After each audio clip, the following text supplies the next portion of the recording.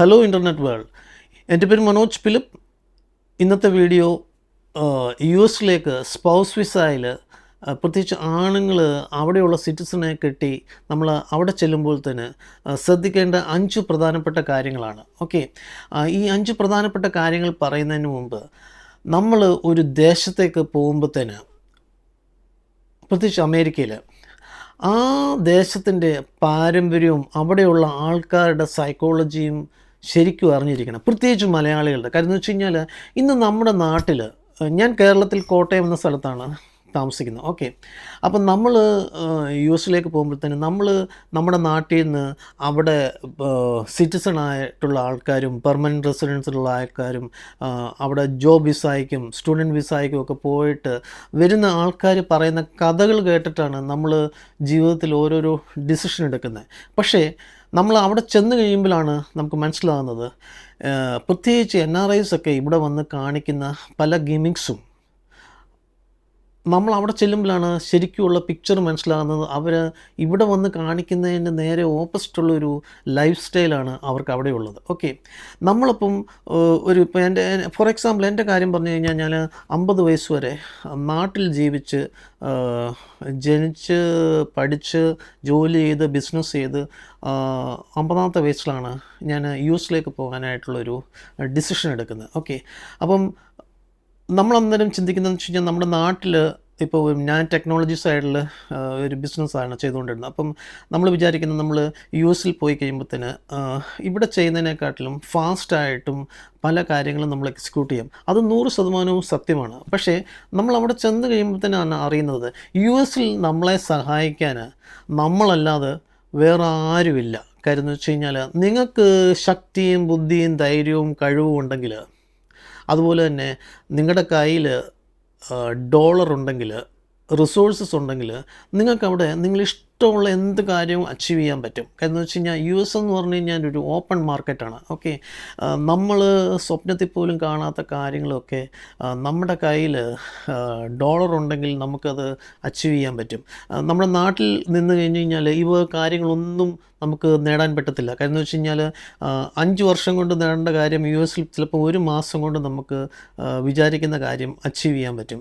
അതാണ് യു എസും ഈ ഇന്ത്യയുമായിട്ടുള്ള വ്യത്യാസം. ഓക്കെ, അപ്പം എൻ്റെ ഒരു ഉദ്ദേശം അങ്ങനെ തന്നെയായിരുന്നു. പക്ഷേ ഞാൻ അവിടെ ചെന്ന് കഴിഞ്ഞപ്പോഴത്തേനാണ് അവിടുത്തെ ഒരു പ്രത്യേകിച്ച് മലയാളീസിൻ്റെ ഒരു കമ്മ്യൂണിറ്റി എന്ന് വെച്ച് കഴിഞ്ഞാൽ, ഒരു 80% ആൾക്കാർ, പ്രത്യേകിച്ച് പെണ്ണുങ്ങൾ, ജനിച്ചിട്ട് സത്യം പറയാത്ത ഒത്തിരി ആൾക്കാരെ നമുക്കവിടെ കാണാൻ പറ്റും.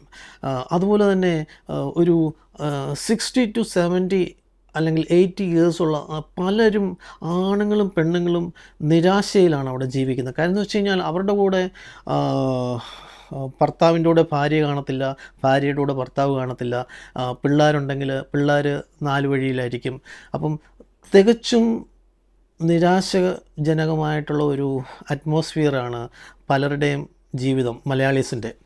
അപ്പം ഇവരെല്ലാം അവസാനം ഓൾഡ് ഏജ് ഹോമിലോ അവരെ ആരും നോക്കാനില്ലാതോ അവരുടെ ബാങ്കിൽ കിടക്കുന്ന കാശ് വല്ലവരും അടിച്ചുകൊണ്ട് പോയോ ഒക്കെയാണ് അവരവിടെ താമസിക്കുന്നത്. ഓക്കെ, അപ്പം ഇവരാരും നാട്ടിൽ വന്ന് അവിടുത്തെ ഒരു ക്ലിയർ ആയിട്ടുള്ളൊരു പിക്ചർ ഇവിടെ തരത്തില്ല. പക്ഷെ നമ്മുടെ നാട്ടിലിരിക്കുന്നവരുടെ ഒരു വിചാരമെന്ന് വെച്ച് കഴിഞ്ഞാൽ, അമേരിക്ക എന്ന് പറഞ്ഞു കഴിഞ്ഞാൽ സ്വർഗമെന്ന്.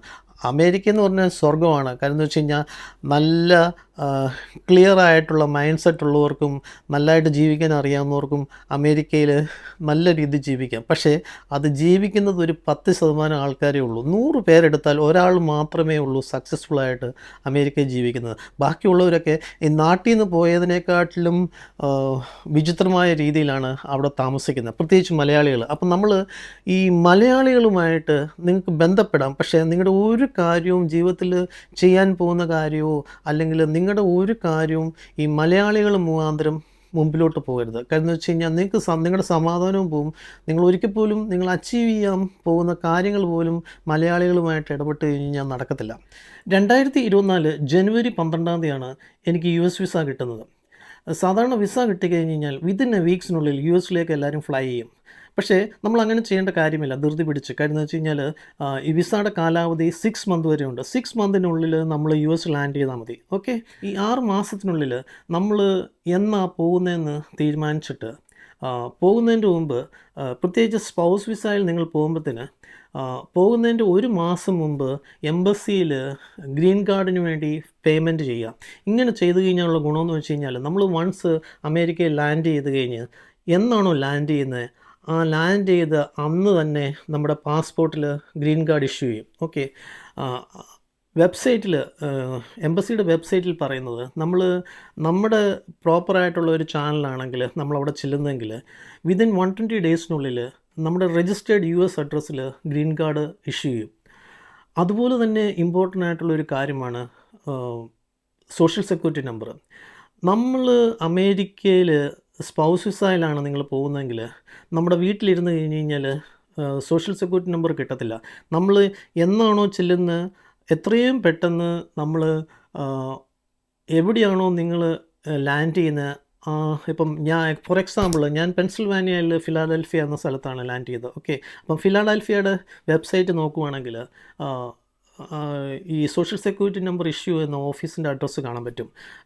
ഞങ്ങളുടെ സെൻട്രൽ സിറ്റിയിൽ ജോൺ എഫ് കെന്നോഡി ബിൽഡിങ്ങിൽ പെൻ സെൻറ്റർ എന്ന് പറഞ്ഞ സ്ഥലത്താണ്. ഓക്കെ, നമ്മളവിടെ നമ്മുടെ സ്പോൺസറുമായിട്ട് ഡോക്യുമെൻസുമായിട്ട് അവിടെ ചെല്ല് കഴിയുമ്പോഴത്തേന് നമ്മൾ അവിടെ ഒരു ഫോം ഫില്ലപ്പ് ചെയ്ത് കൊടുക്കണം. ആ ഫോം ഫില്ലപ്പ് ചെയ്ത് കൊടുത്തിട്ട് നമ്മുടെ ഡോക്യുമെൻസും കൊടുത്തു കഴിഞ്ഞ് കഴിഞ്ഞാൽ വിതിൻ 2 വീക്സിനുള്ളിൽ നമ്മുടെ social security number registered mail അഡ്രസ്സിൽ വരും. അപ്പം ഈ നമ്മൾ സ്പൗസ് വിസയിൽ പോകുമ്പോഴത്തേന് ഒരു കാര്യം ശ്രദ്ധിക്കേണ്ടതെന്ന് വെച്ച് കഴിഞ്ഞാൽ നമ്മൾക്ക് ആദ്യം ഇഷ്യൂ ചെയ്യുന്ന ഗ്രീൻ കാർഡും സോഷ്യൽ സെക്യൂരിറ്റി നമ്പറും അല്ല.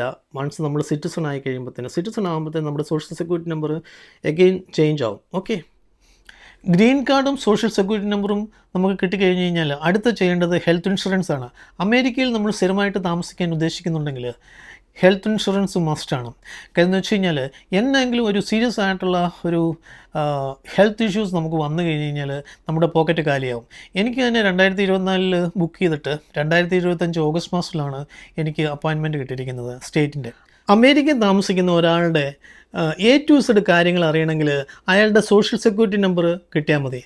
ലീഗലായിട്ട് അമേരിക്കയിൽ താമസിക്കുന്ന എല്ലാവർക്കും സോഷ്യൽ സെക്യൂരിറ്റി നമ്പർ ഉണ്ട്. ഈ സോഷ്യൽ സെക്യൂരിറ്റി നമ്പറിൻ്റെ ബെനിഫിറ്റ് എന്തെന്ന് വെച്ച് കഴിഞ്ഞാൽ നമുക്ക് ഒരാളെ പറ്റി ഒരാളുടെ ഏജ്, വിദ്യാഭ്യാസ യോഗ്യത, അതുപോലെ തന്നെ അയാൾക്ക് അമേരിക്കയിൽ എന്തെങ്കിലും ജോലിയുണ്ടോ, അതുപോലെ തന്നെ അയാളുടെ relationship, legal relationship, financial background, financial liabilities, criminal record, എന്ത് വേണ്ട നിങ്ങൾക്ക് ഒരാളെ പറ്റി എന്ത് കാര്യങ്ങൾ അറിയണോ അതെല്ലാം സോഷ്യൽ സെക്യൂരിറ്റി നമ്പറിൽ ലോഡഡ് ആണ്. ഓക്കെ, അപ്പോൾ നമ്മുടെ സോഷ്യൽ സെക്യൂരിറ്റി നമ്പർ കറക്റ്റായിട്ട് മെയിൻറ്റെയിൻ ചെയ്യുക. ഇത് മെയിൻറ്റെയിൻ ചെയ്തില്ലെങ്കിലുള്ള കുഴപ്പമെന്ന് വെച്ച് കഴിഞ്ഞാൽ നമുക്ക് റെപ്യൂട്ടഡ് ആയിട്ടുള്ള ഒരു സ്ഥാപനത്തിൽ ജോലി കിട്ടത്തില്ല.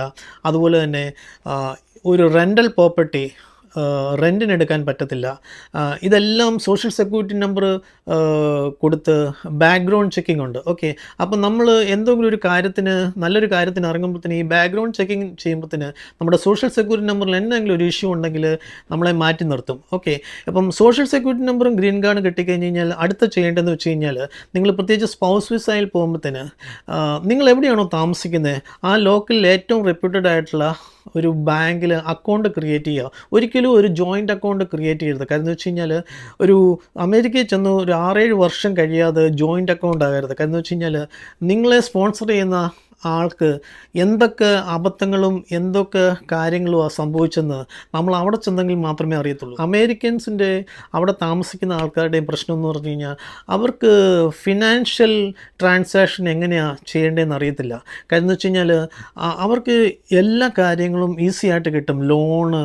അപ്പം ക്രെഡിറ്റ് കാർഡിൽ കിടന്ന് കറങ്ങുന്ന ഒരു നേഷനാണ്. ഓക്കെ, അപ്പം ഒരു 90% ആൾക്കാർക്കും ഈ ക്രെഡിറ്റ് കാർഡ് എങ്ങനെയാണ് മെയിൻറ്റെയിൻ ചെയ്യാൻ അറിയത്തില്ല. അതുകൊണ്ട് ഇപ്പം $5000 മാസ വരുമാനമുള്ളവരും $10000 മാസ വരുമാനമുള്ളവരും അവർക്ക് ഒരു മാസം അവരുടെ വരുമാനത്തിൻ്റെ ഇരട്ടി ക്രെഡിറ്റ് കാർഡ് ബില്ലുണ്ട്. ഓക്കെ, അപ്പം എല്ലാവർക്കും ടാലി ചെയ്യുമ്പോഴത്തേന് വരുമാനത്തെക്കാട്ടിലും കൂടുതൽ ചിലവാണ്. ഓക്കെ, അപ്പം അങ്ങനെ ഒരു നേഷനാണ് അമേരിക്കയിൽ. അപ്പം നമ്മൾ അവിടെ ചെന്ന് കഴിയുമ്പോഴത്തേന് അവിടുത്തെ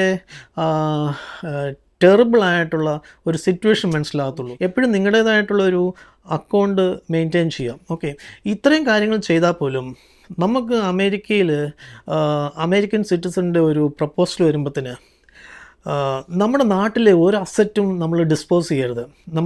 നമുക്ക് പാരമ്പര്യമായി കിട്ടിയതും നമ്മൾ കഷ്ടപ്പെട്ടുണ്ടാക്കിയ ഒന്നും അമേരിക്കയിൽ പോകാമെന്ന് പറഞ്ഞ് ഡിസ്പോസ് ചെയ്യരുത്. കാരണം എന്ന് വെച്ച് കഴിഞ്ഞാൽ അവിടെ നമുക്ക് ട്രസ്റ്റ് ചെയ്യാൻ പറ്റുന്ന ഒരു കാര്യം ഈ $100 ഓക്കെ. ഈ $100 എത്രയും കൂടുതൽ നിങ്ങളുടെ കയ്യിലുണ്ടോ അത്രയും കൂടുതൽ നിങ്ങൾക്ക് സമാധാനവും പല കാര്യങ്ങളും ഈ $100 കയ്യിലുണ്ടെങ്കിൽ മാത്രമേ നടക്കത്തുള്ളൂ. അപ്പം നമ്മുടെ അവിടുത്തെ എല്ലാ മൂവ്മെൻറ്റ്സും ഇത് ഉണ്ടാക്കാനുള്ള ഒരു ലക്ഷ്യത്തിൽ മാത്രമേ നമ്മൾ അവിടെ നമ്മുടെ സമയം കളയാവുള്ളൂ.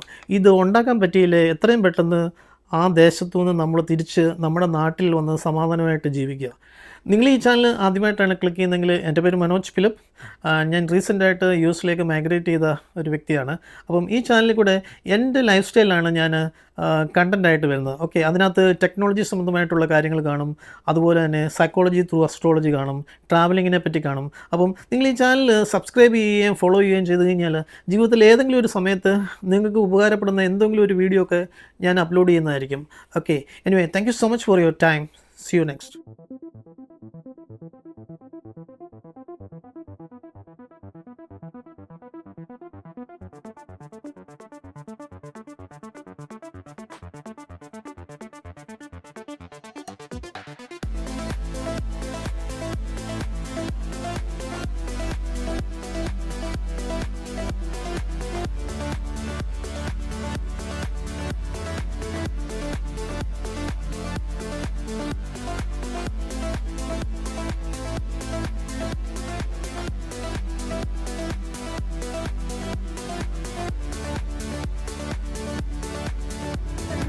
Right, the elevator on the right. Thank you.